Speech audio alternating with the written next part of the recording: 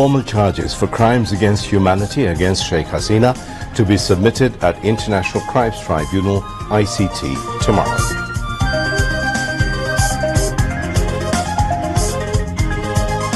Proceedings of International Crimes Tribunal to be telecast live tomorrow morning. Chief Advisor Professor Mohammed Yunus returns home tonight, wrapping up 4-day official visit to Japan.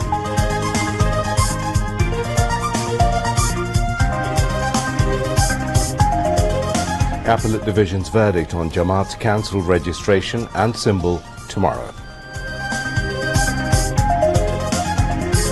Eid al-Adha holiday train journeys start. 13 intercity trains left for different destinations on time. Gaza, the hungriest place on earth, says UN. Forced starvation in Gaza by Israel a war crime, says UN's humanitarian chief.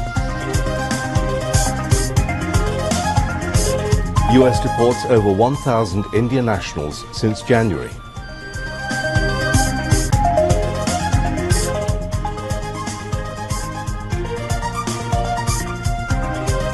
Bangladesh national football team begin practice ahead of matches against Bhutan and Singapore.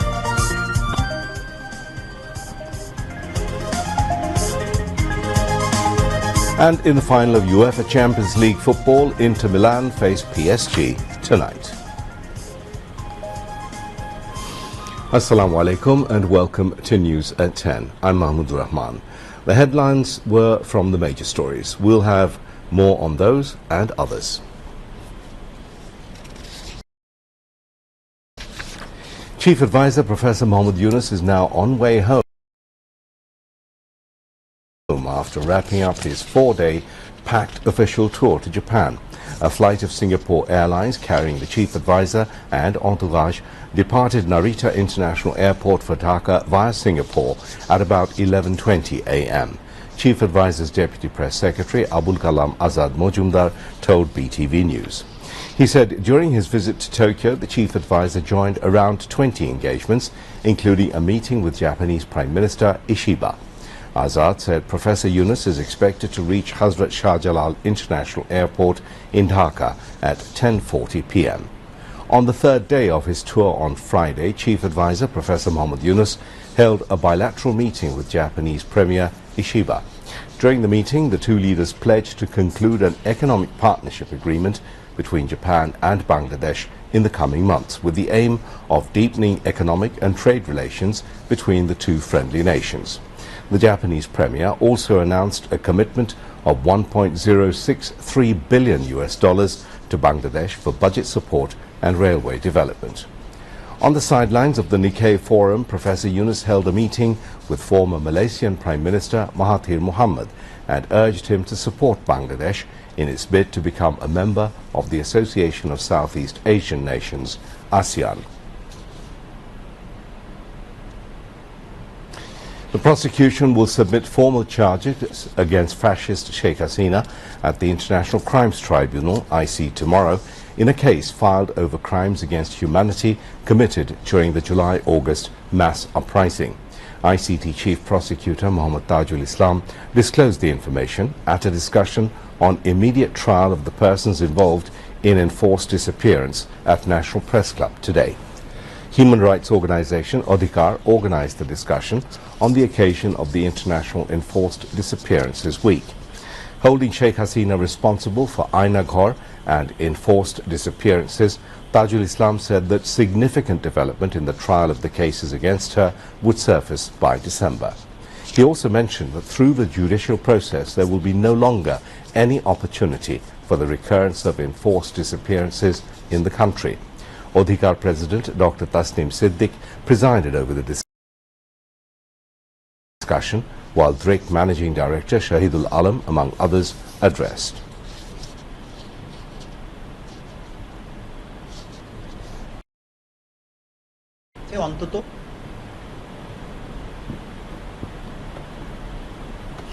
The hearing of submission of the formal charge for crimes against humanity during July-August mass uprising against Sheikh Hasina at ICT will be broadcast live tomorrow with the permission of the tribunal. International Crimes Tribunal prosecutor Ghazi M.H. Tamim disclosed this today. He informed that Bangladesh television will broadcast live the trial proceedings tomorrow morning at 9:30.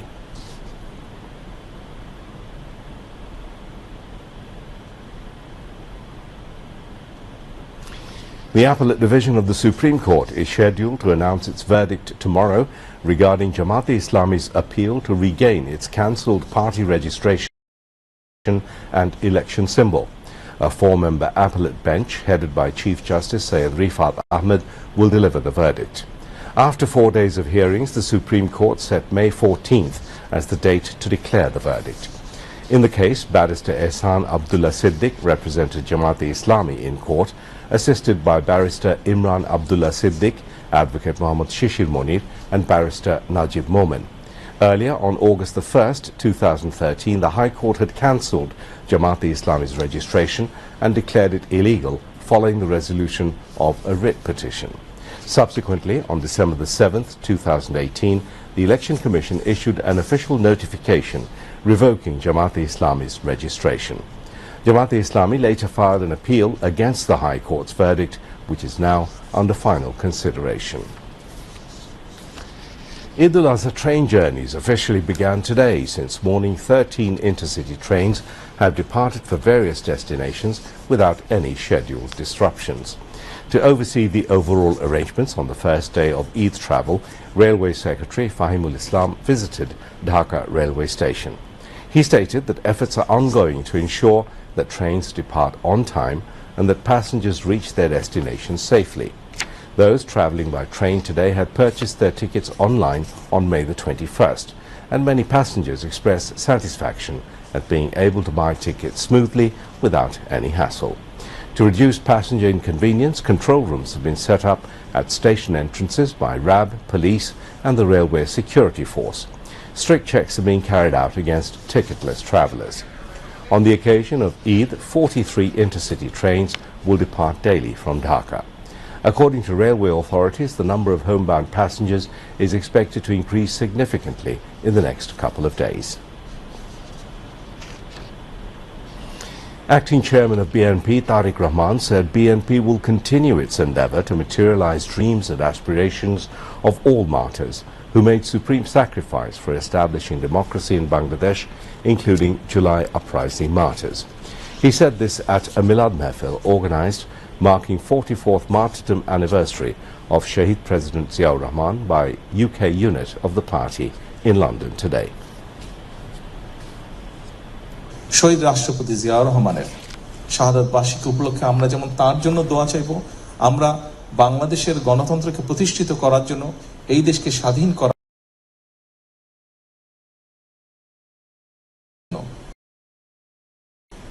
তাদের জীবনকে আত্মাহুতি দিয়েছেন, আমরা যাতে তাদের সেই আকাঙ্ক্ষাকে পূরণ করতে পারি, আমরা যারা বেঁচে আছি আমরা আগামী দিনে যাতে বাংলাদেশের মানুষের প্রত্যাশিত যে বাংলাদেশ, সেই বাংলাদেশকে যাতে আমরা গড়ে তুলতে পারি। পানির অপর নাম জীবন। আমাদের দেশে কৃষিতে, বিশেষ করে ধান চাষে, শিল্প কলকারখানায়, গৃহস্থালী সহ নানান কাজে পানির সুষ্ঠু ব্যবহারের অভাবে আমরা প্রচুর পানি অপচয় করে থাকি। ভূগর্ভস্থ পানির এরকম ব্যবহারের ফলে আমাদের পানির স্তর ক্রমান্বয়ে নিচে নেমে যাচ্ছে। পানি আমাদের অর্থনৈতিক, সামাজিক, বাস্তুতান্ত্রিক এবং পরিবেশগত সকল ক্ষেত্রে বিশেষ অবদান রাখছে। তাই আসুন আমরা পানি ব্যবহারে সচেতন হই।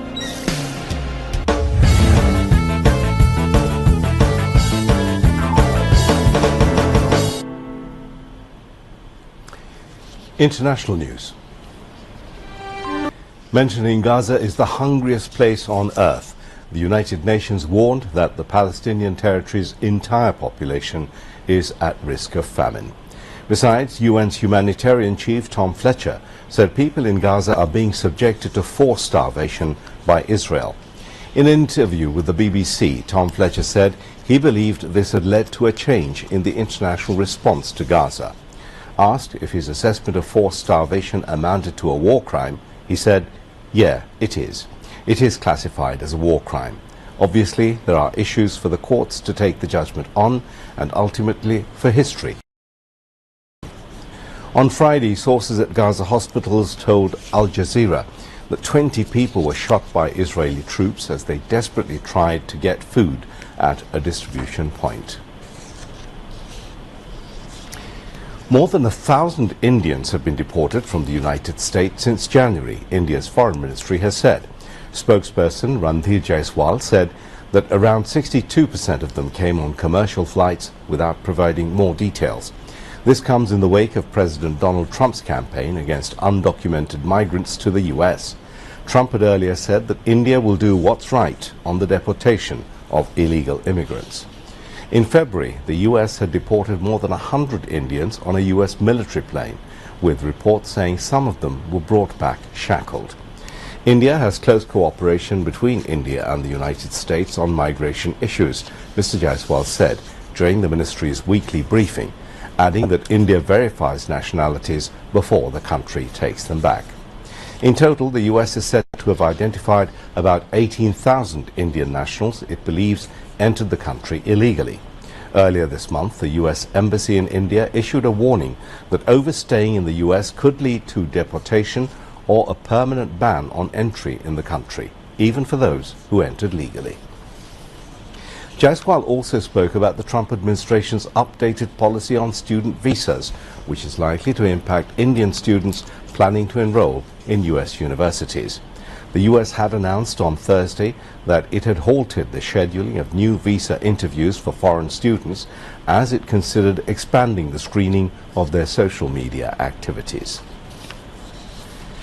President Donald Trump has announced the U.S. will double its current tariff rate on steel and aluminum imports from 25% to 50% starting on Wednesday. Speaking at a rally in Pittsburgh, Pennsylvania, Trump said the move would help boost the local steel industry and national supply while reducing reliance on China. Trump also said that $14 billion would be invested in the area's steel production through a partnership between U.S. Steel and Japan's Nippon Steel, though he later told reporters he had yet to see or approve the final deal. The announcement is the latest turn in Trump's roller coaster approach to tariffs since re-entering office in January. There will be no layoffs and no outsourcing whatsoever, and every U.S. steel worker will soon receive a well-deserved $5,000 bonus, Trump told the crowd, filled with steel workers to raucous applause. One of the major concerns from steel workers about the U.S.-Japan trade deal was how Japan would honor the workers' union contract which regulates pay and hiring. Trump began his remarks by saying he had saved U.S. Steel, America's biggest steel manufacturer, located in Pittsburgh, with the 25% tariffs he implemented during his first term as president in 2018. Both sales and profits at U.S. Steel have been falling in recent years. On now to weather.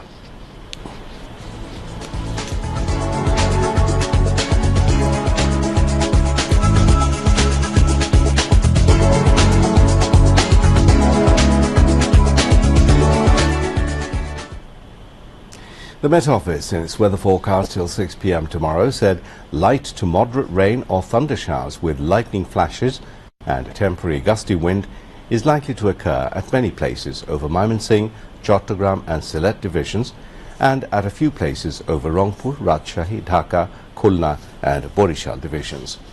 Besides, moderately heavy to very heavy falls are likely to occur at places over the country. Night and day temperature may remain nearly unchanged over the country. Today, the country's highest temperature was recorded in Chuaranga at 36.4 degrees Celsius, and the capital Dhaka's highest temperature was at 34.2 degrees Celsius. On now to sports news.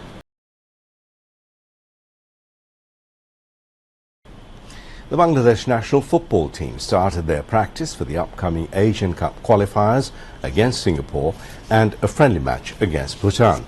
The red and green footballers started their practice at the King's Arena today. Bangladesh will face Singapore in the Asian Cup qualifier at the National Stadium in Dhaka on June the 10th. Before that, Javier Cabrera's team will play a FIFA international friendly against Bhutan at the same venue on June the 4th. Bangladesh Football Federation already announced a 26-member squad for the Bhutan and Singapore matches. English Premier League star Hamza Choudhury, Canada-based Shomit Shom and Italy-based footballer Fahmidul Islam all were included in the squad. Paris Saint-Germain face Inter Milan in the UEFA Champions League final at Allianz Arena in Germany tonight. The match will start at 1 a.m. Bangladesh Standard Time. This historic clash carries major implications for both clubs. For PSG, it represents a long-awaited chance to finally lift their first Champions League trophy. For Inter, it's an opportunity to end a 15-year title drought.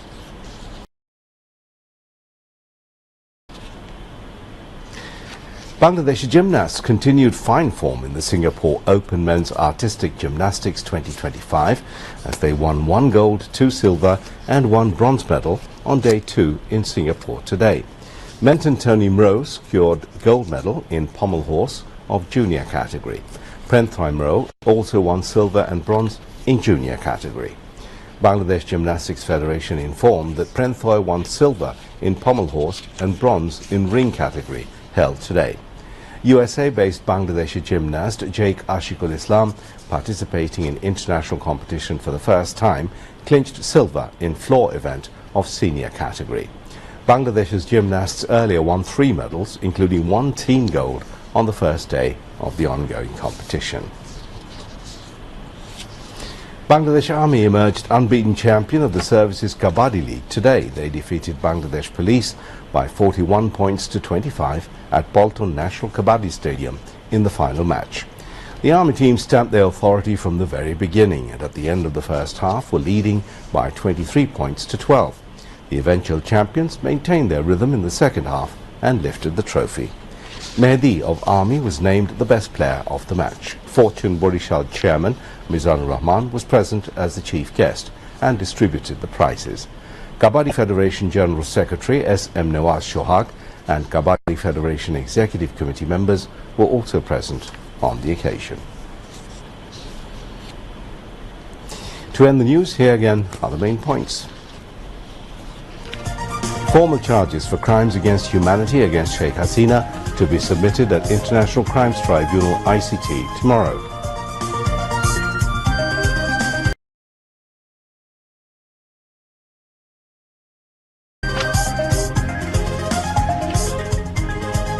Proceedings of International Crimes Tribunal to be telecast live tomorrow morning. Chief Advisor Professor Mohammad Yunus returns home tonight, wrapping up 4-day official visit to Japan.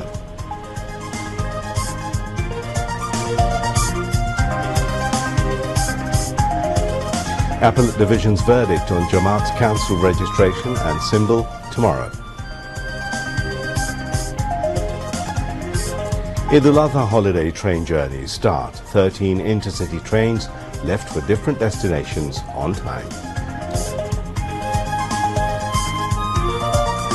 Gaza, the hungriest place on earth, says UN.